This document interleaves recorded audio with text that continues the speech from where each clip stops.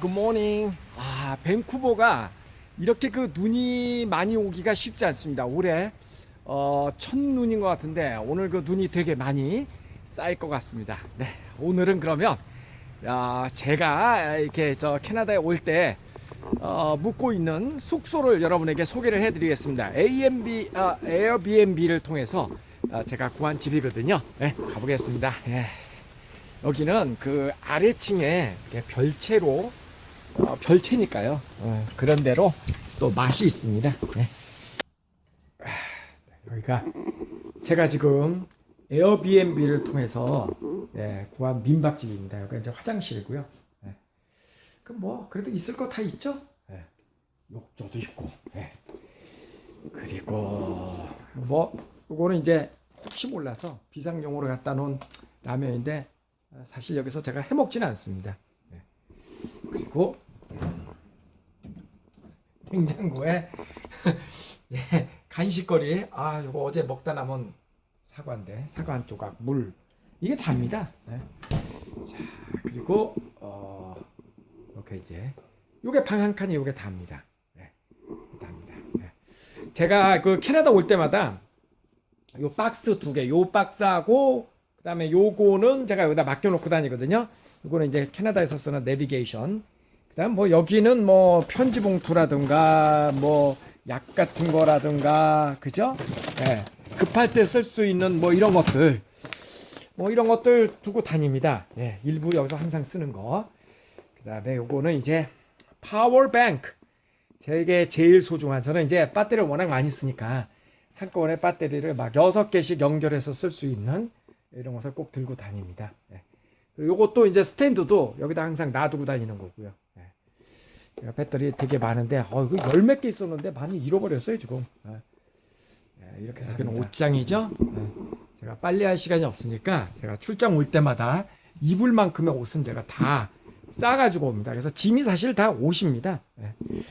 그리고 조그맣게 여기다가 신발을 좀 널어놔서 신발이 젖어가지고 오늘 밤새 좀 마르면 내일 아침에 비행기 타고 갈 때 탈 수 있을 것 같습니다.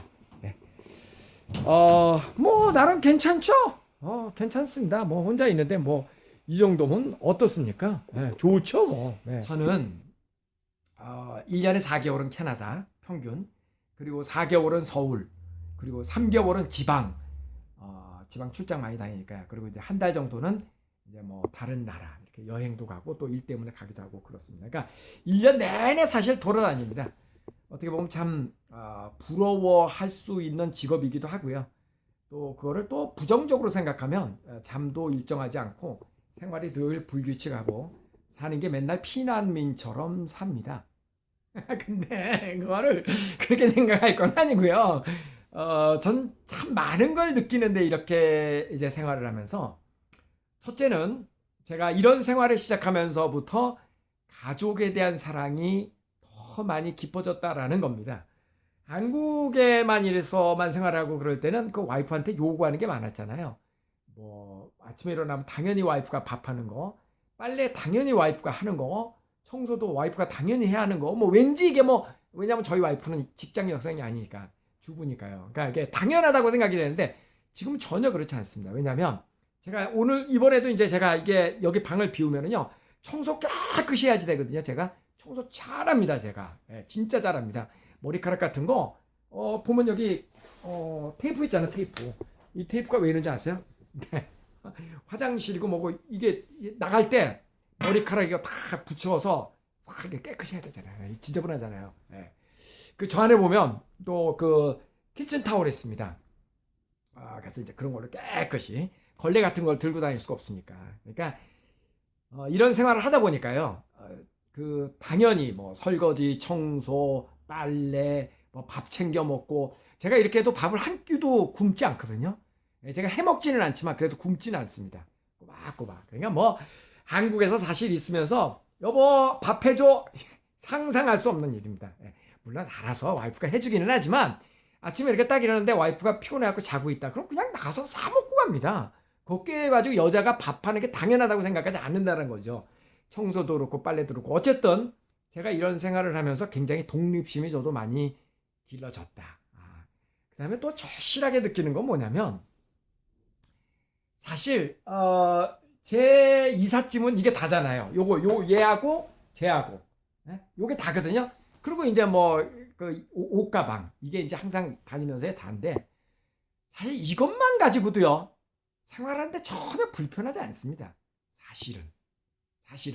예. 그리고 이제 제가 가끔 이제 뭐 고향 생각나고 심심할 때 듣는 야 이거 뭐 많이 좋아졌죠. 이건 그래도 비싼 겁니다. 보스.